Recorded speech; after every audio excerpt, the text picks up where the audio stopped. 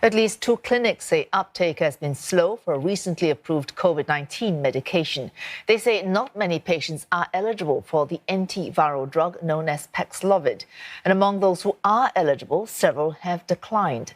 Some patients say mild symptoms negate the need, while a few have reported side effects.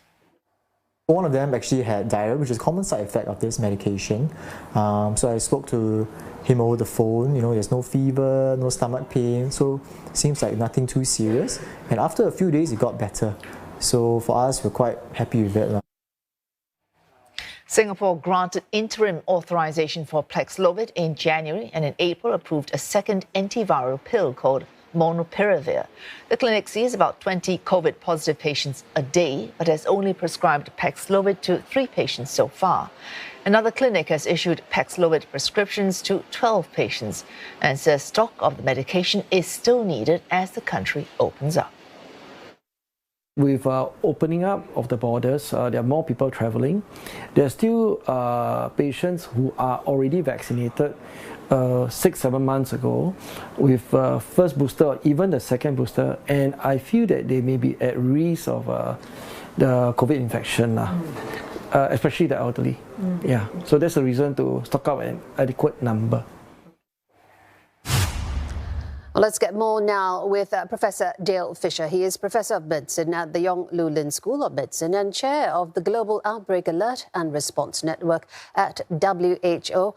Professor Fisher, we spoke earlier in the report of a less than stellar take-up rate for these vaccines. And given that there is, vaccine fatigue somewhat within the community, is there value then in continuing to use such antiviral treatment in Singapore instead of just treating the symptoms, especially since Omicron could be milder?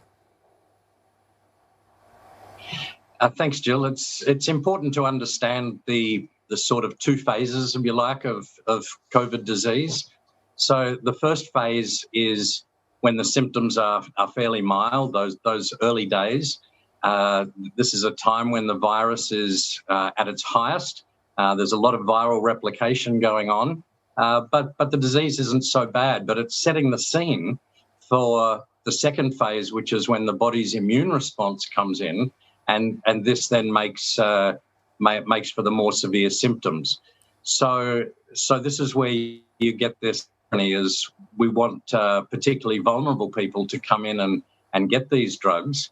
They should be assessed on a case-by-case basis by an expert in the field, and then that decision can be made. But you can't wait. These drugs don't work in the second phase when you're getting more seriously ill. That's when you'd have to use anti-inflammatories such as corticosteroids.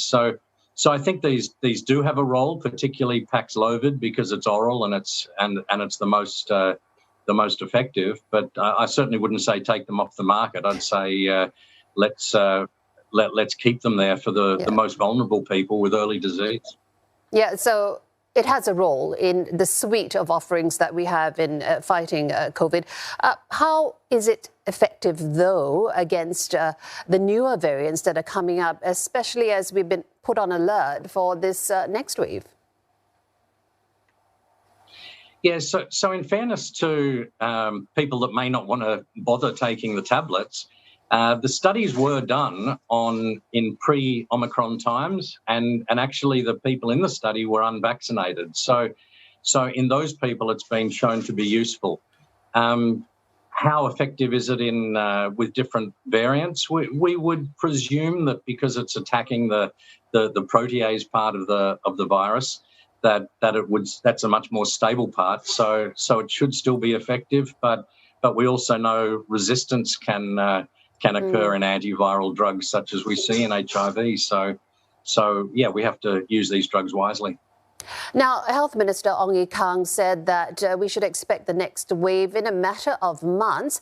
Characterize for us, if you could, what this next wave might look like in a population in Singapore that, has immunity and it's largely vaccinated against COVID. Yeah, there's a few things at play here, Jill. Obviously, I think everyone's aware the vaccine's not very good at stopping transmission, but it's very good at stopping severe disease. Now, as time goes by, it gets less good at stopping transmission. So this is why I think one could predict that a wave would come. But it's going to be a wave of mild disease. That's what we saw in South Africa with the BA4 and 5 variants. So I think we should brace for the worst, if you like, but we can be reasonably optimistic that it will be mild.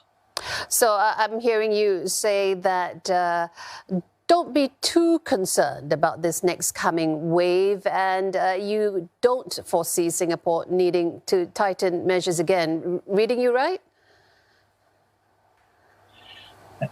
Look, I think you just got to be healthy. You've just got to follow the science. You've got to follow what we've seen overseas. Have some healthy fear, if you like, but you know, all the warning signs are good. But if we start to see cases of severe disease go up, either overseas or here, then we need to take that warning sign and take measures. So, no, I wouldn't foresee the blunt measures that we've experienced before coming back just because of a large spread of mild disease. But if it's more severe disease at some stage in the future, then we may have to go backwards a little bit. And that's a healthy mindset for us all to have, I think.